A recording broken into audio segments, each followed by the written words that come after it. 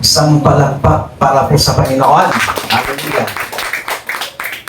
Tayo pong lahat ay muling tumayo para po sa salita ng ating pong Panginoon na matatagpuan po sa Psalm 146 verses 1 and 10. Babasahin ko po sa New International Version. Praise the Lord, my soul. I will praise the Lord all my life.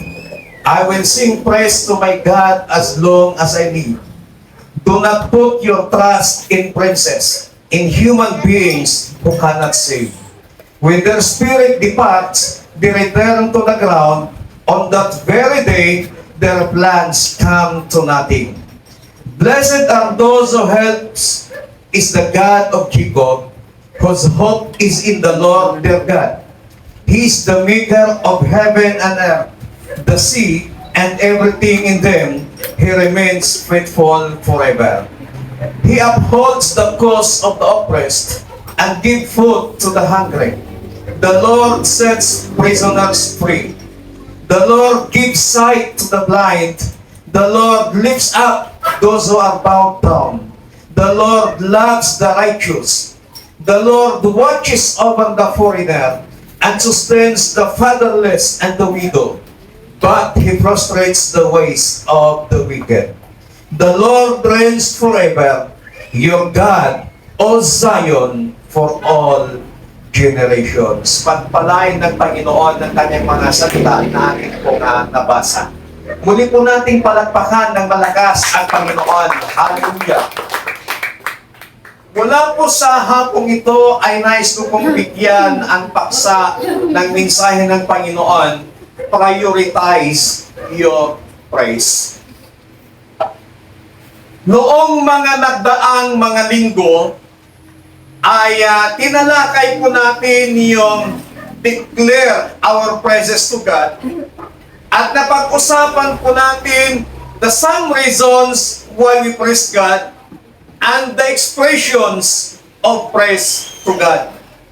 Noong nakaraan ay tinalakay din po natin yung unless the power of God through praise o yung pagpapakawala ng kapangyarihan ng Diyos sa pamamagitan ng papuri. And praise overcomes fear with trust. Praise places that battle in God's hands. And praise defeats the enemy. Kung matatandaan po natin mga kapatid, yung ating pong tema ng ating first church anniversary is greater things are yet to come. Kaya kung mapapansin po ninyo, kapag ako'y nagpo-post, laging may hashtags, City of God, hashtags, Made to Worship, and then hashtags, greater things are yet to come. So kung mapapansin po ninyo mula sa akin po personal na Facebook, mula po sa mga Facebook page ng City of God, laging andun po yung tatlong hashtags. Kasi yun po yung katotohanan na tayo po ay nilikha ng Panginoon para may sumamba at magpuri sa Kanya. And as we enter into greater things are yet to come, many of us will make resolutions para maangkin po natin yung greater things are yet to come. Marami na po tayong napag-usapan patungkol po sa greater things are yet to come. Pati yung mensahe nung anniversary po natin. But, enable for us to enter the greater things are yet to come. Yung mga resolutions na dapat po natin gawin sa ating personal na buhay ay yung ating praise and worship to God. Yung ating papuri at pagsamba sa Panginoon. And today's afternoon, the message of God offer us a resolution that must be on a believer's list. Ano yan? It must be a praise resolution or a praise revolution o yung pagbabago ng pagpuri natin sa Panginoon. Amen. Napag-aralan natin ng papuri sa Panginoon na hindi lamang pag-aawitan, hindi lamang pag-awit ng mga awiting makalangit. Ang pag-aawitan po natin ay isa lamang sa mga bahagi ng ating pagpupuri sa Panginoon. At kinakailangan bilang isang mananampalataya, maging prioritize po natin yung ating pagpuri sa Panginoon. Everybody, let us begin to prioritize our praise to God. Number one, kung makikita po natin, papansinin po natin itong mga mensahe, ito po ay nanggaling sa buod ng mga mensahe ng halos 3 series na mensahe natin about praise. And then, yung praise is a command. Tandaan po natin na yung papuri sa Panginoon ay isang utos ng Diyos. Matatandaan po natin sa aklat ng Psalm 150 verse 6, let everything that has breath praise the Lord. Sino pong may hininga dito? Amen. Ang lahat daw, ang lahat ng may hininga ay kailangang purihin ang Panginoon, purihin ang Diyos. The great God created us for His praise. Yung ating Diyos, nilikha niya tayo para may magpuri sa Kanya. In the book of Isaiah, chapter 43, verse 21, it says, these people have I formed for myself, they shall show forth my praise. Ang mga taong ito na aking nilikha ay ipakita nila yung kanilang papuri sa akin. Sa ayaw at sa gusto mo, kapatid, ikaw at ako ay nilikha ng Panginoon. Why? Upang may pakita ang pagpupuri natin sa Kanya. Kaya huwag kang papayag, kapatid, kaibigan, na hindi ka magpupuri sa Diyos. Utusan mo ang iyong kaluluwa na magpuri sa Panginoon. At huwag mong kalilimutan yung mga benepisyo na ibinibigay sa iyo ng ating pong Panginoong Diyos. Palakpakan natin ang Panginoon.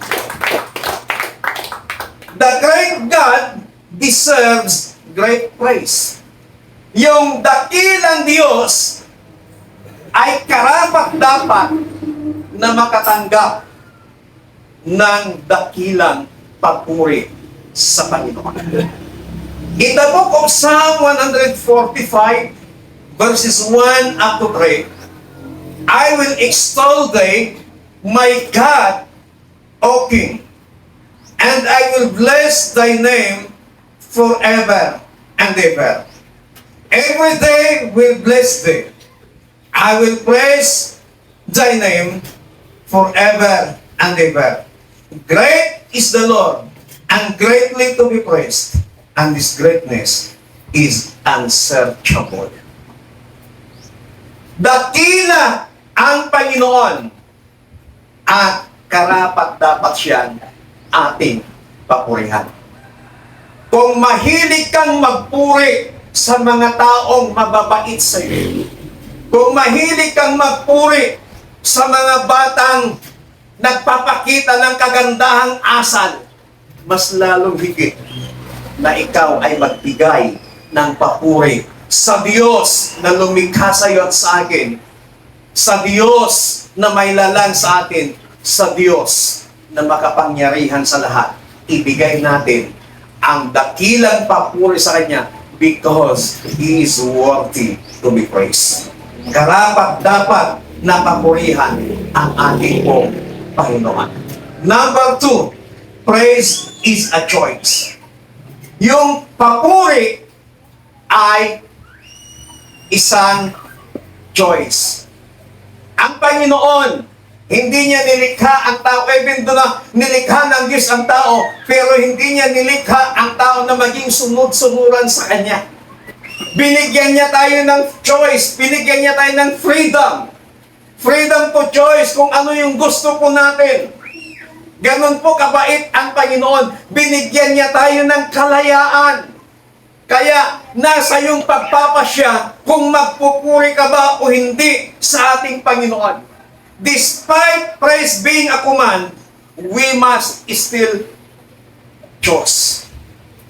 Kahit na ang pagpuri sa Panginoon ay ipinag-uutos o iniutos sa atin, nasa atin pa rin po yung pagpapasya kung magpupuri ka ba o hindi sa Panginoon. Matatandaan po natin in the book of Joshua. Pinapili ni Joshua ang mga Israelita.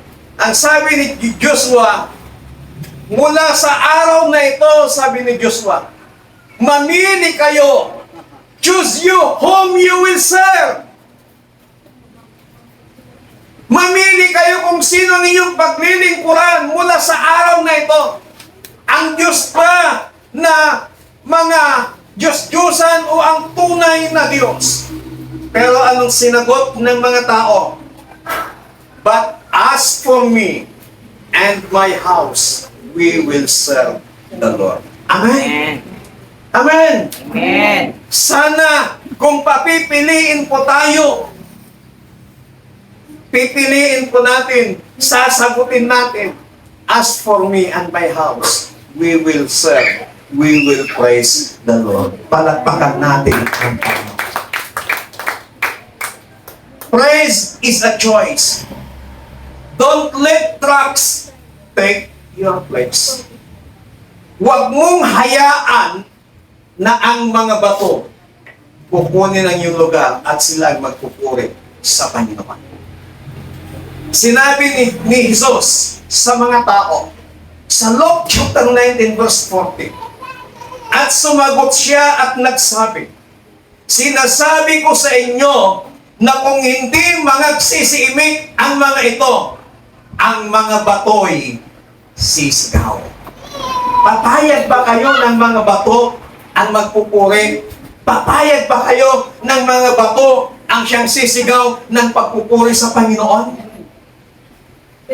Ang sabi ng Biblia, kung ang mga tao na nilikha ng Diyos ay hindi niya magawang magpuri sa Panginoon, bubuksan ng Diyos ang mga bibig ng mga bato at sila ang magpupuri sa Panginoon. Sa tingin niyo ho ba, kayang-kayang gawin ng Diyos yun? Yes, kayang-kayang gawin ng Panginoon yun. Why? Because He is a God na makapangyarihan sa lahat. Habang mayroong mga tao na nagpupuri sa Panginoon, habang mayroong mga taong nag-a-acknowledgement sa kapangyarihan ng Panginoon, habang mayroong mga taong kumikilala sa kapangyarihan ng Panginoon, habang may mga tao na naglilingkod sa Diyos sa kabila ng kasamaan ng mga tao, ang biyaya ng Panginoon ay patuloy niyang ipaparanas sa atin. Matatandaan po ninyo nung nakipag-bargain si Abraham, noong ang Sodoma at Gomora ay wawasakin ng Diyos dahil sa kanilang kasamaan. Bago wasakin ng Diyos sa pamamagitan ng apoy ang Sodoma at Gomora, ang sabi ni Abraham sa Panginoon, wawasakin mo pa ba ang Sodoma at Gomora kung may makita kang 20 taong naglilingkod sa iyo? Sabi ng Diyos, hindi ko wawasakin ang Sodoma at Gomora dahil sa 20 tao na nagpupuri sa akin. Sabi ulit ni Abraham, wawasakin mo pa ba ang Sodoma at Gomora kapag may 10 tao na nagpupuri o naglilingkod sa iyo? Ang pangako ng Panginoon, hindi ko wawasakin ang Sodoma at Gomora dahil sa 10 taong yan. Nakipagbargain ulit si Abraham, wawasakin mo pa ba ang Sodoma at Gomora dahil kapag meron kang makita 5 tao na nagpupuri at naglilingkod sa iyo? Ang sabi ng Diyos, hindi ko wawasakin ang Sodoma at Gomora. Pero bakit winasak pa rin ng Panginoon ang Sodoma at Gomora sa kabila ng pakikipagbargain sa kanya ni Abraham. Why?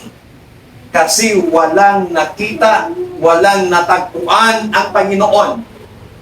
Kahit 5 tao lamang na nagpupuri at naglilingkod sa kanya.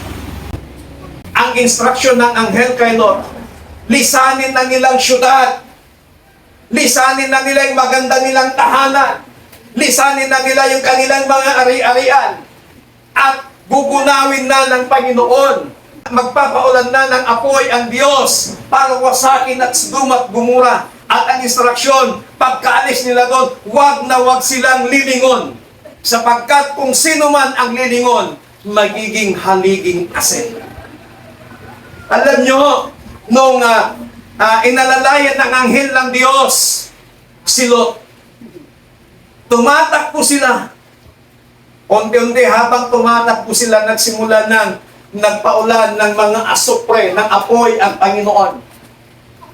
Naisip ni Lot, ang kanyang napakagandang tahanan, ang kanyang napakagandang bahay, ang kanyang kayamanan, lumingon po siya at ang sinabi ng Biblia, siya po ay nagsilbing haliging asin na hanggang ngayon patuloy pa rin pinapatunayan ng mga historian kung totoo ang nangyari yon. Ayaw pa nilang maniwala sa salita ng Panginoon na nangyari nga ang mga bagay na yon.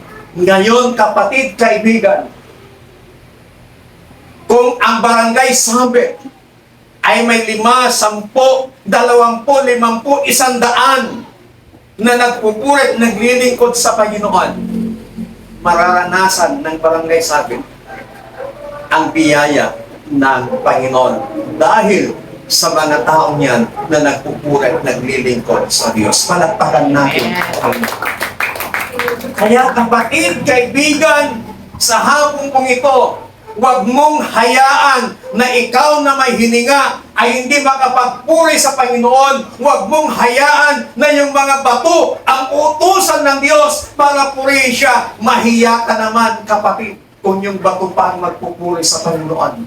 Ikaw may hininga, nilikha ka ng Panginoon. Kaya sa hapong ito, don't let trucks take our place to praise God.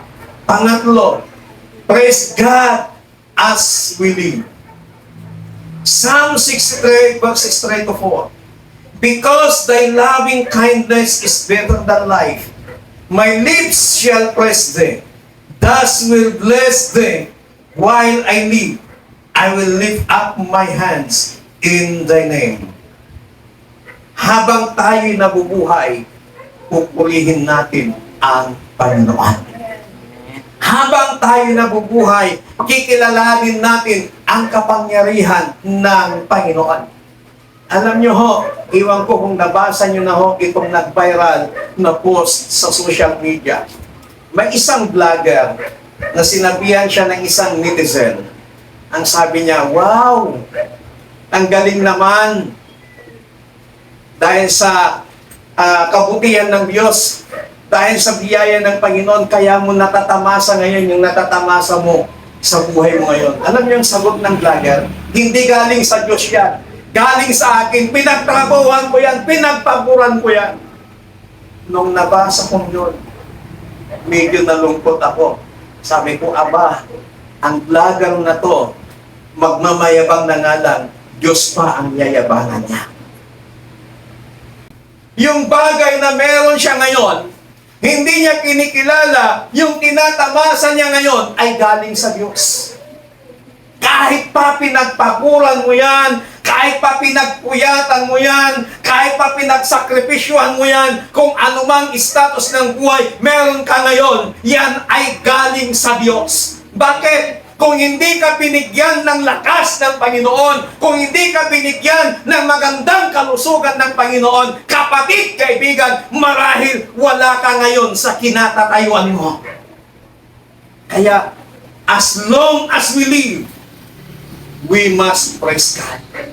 Kilalanin natin lagi ang Diyos na may lalang ng lahat ng bagay. Kilalanin natin lagi ang Diyos na kung anumang meron tayo ngayon, yan ay galing sa Diyos. Amen. Amen. Palakpakan natin ang Panginoon.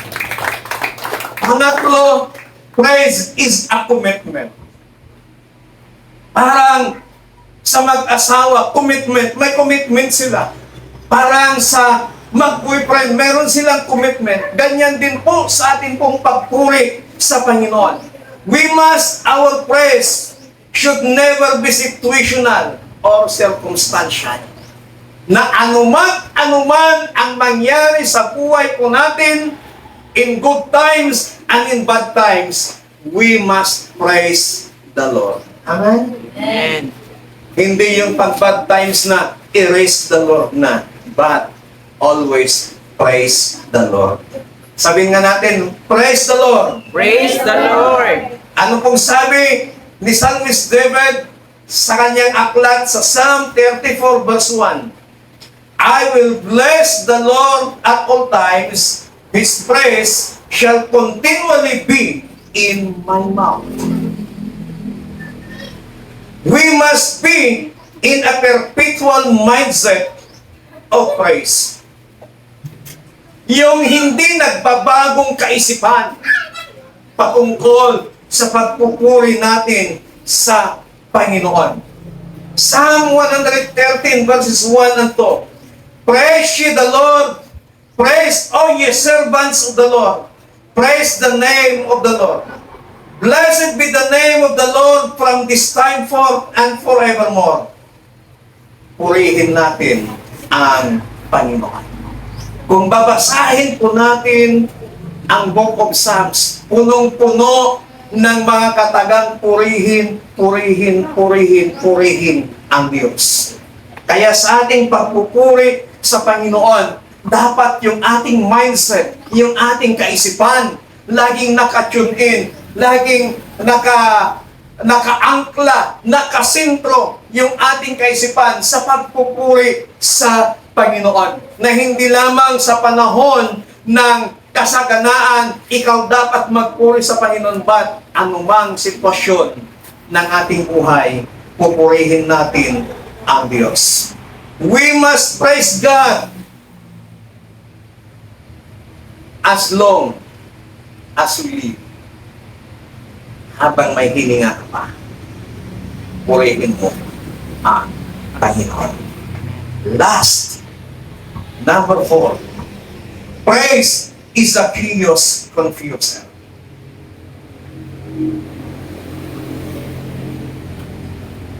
The devil desires to silence our praise.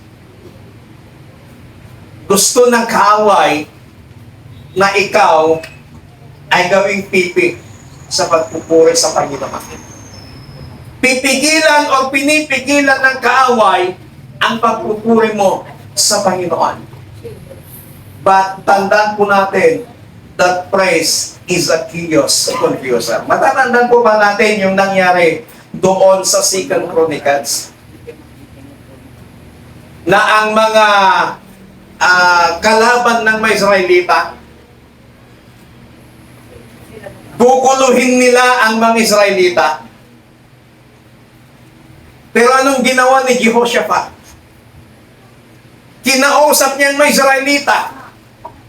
At ang ginawa po nila, meron pong nanguna ng pag-aawitan sa Panginoon. The song praises to God. At ang sinabi ng Biblia, nung marinig ng mga tao o nung marinig ng mga kaaway ng mga Israelita ang kanilang pag-aawitan, ginulo sila ni Yahweh.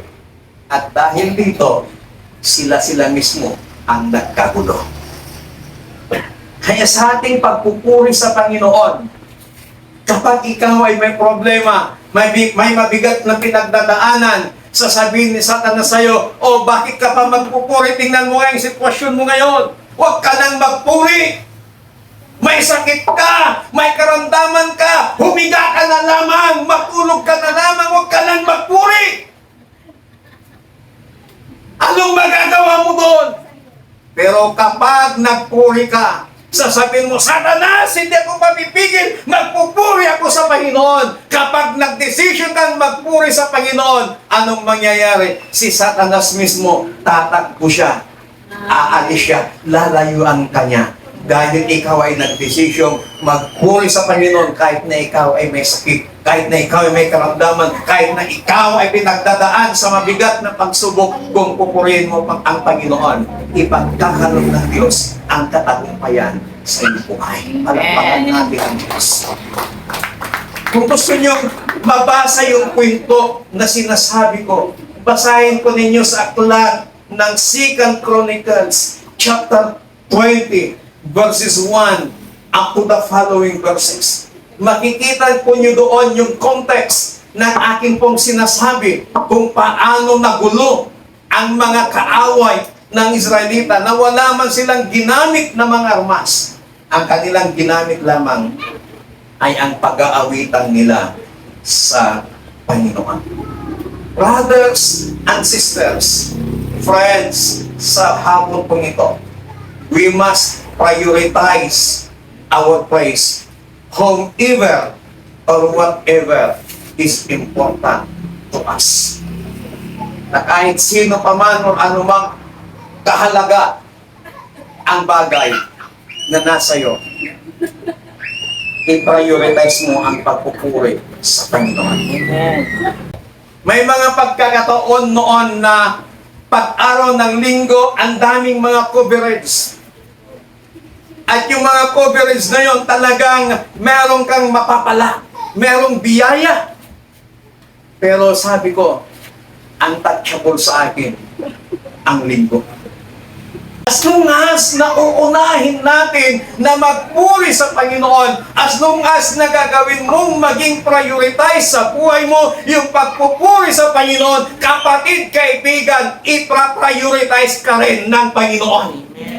Pero kung gagawin mong optional ang pagpupuri mo sa Diyos, gagawin ka ding optional ng Panginoon kapag ibinuhos niya ang kanyang pagpapala sa mga taong nagiging prioritize ang pagpupuri sa Kanya.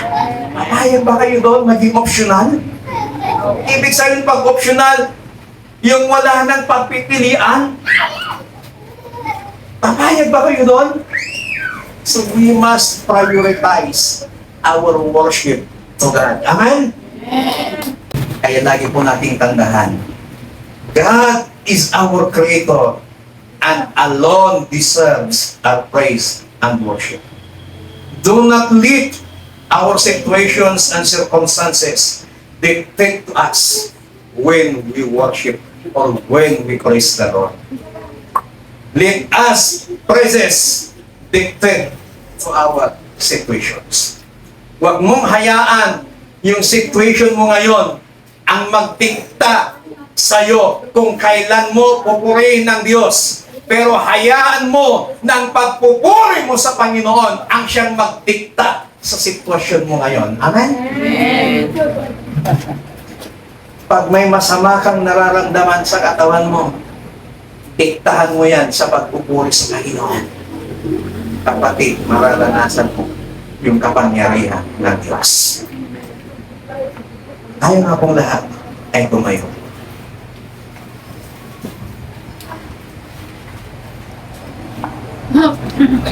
Sa pagtatapos po ng ating series about praise to God, sana naunawaan po natin ng malalim, naunawaan po natin ng maayos, ng mabuti, kung ano nga ba talagang ibig sabihin ng pagpuri sa Panginoon. At sana hindi lang natin naunawaan, kundi maging prioridad natin ito sa ating buhay bilang isang mananampalataya.